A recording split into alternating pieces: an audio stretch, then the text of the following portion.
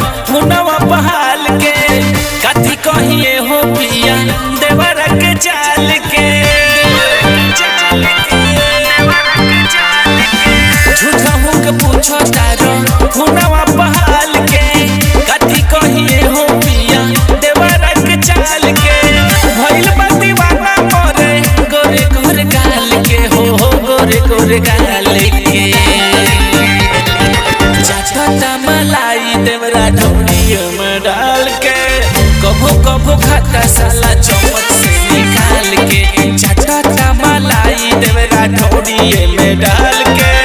कभो कभो खाता साला चम्मच से निकाल के चम्मच से निकाल के डायमंड रिकॉर्डिंग स्टूडियो छौड़ा म्यूजिक बाय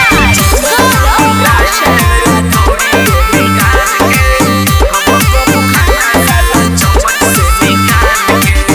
रोटी से बोरी बोरी खाता उठल लिया झाका झुमर में रोजे तुरे कौन बोलिया रोटी से बोरी बोरी खाता उठल लिया झाका झुमर में रोजे तुरे कौन बोलिया जबरी धराई देता हाथ में निकाल के हो हाथ में निकाल के चाटता मलाई देवरा ढोलिए में डाल के कभो कभो खाता साला चम्मच से निकाल के चाटता मलाई देवरा ढोलिए में डाल के कभो कभो खाता साला चम्मच से निकाल के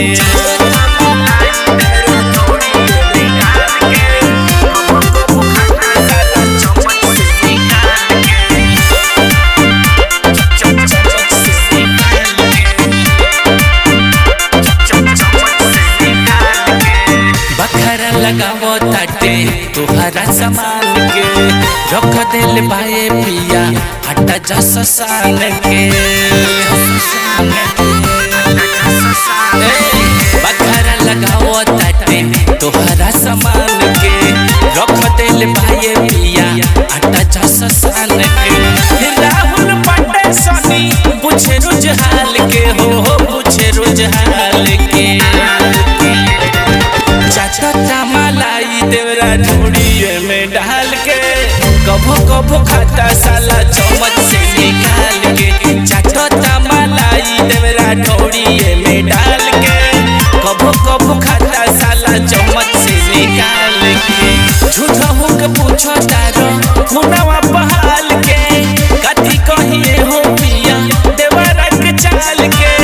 भइल बा दीवाना मोरे गोरे गोरे गाल के हो गोरे गोरे गाल के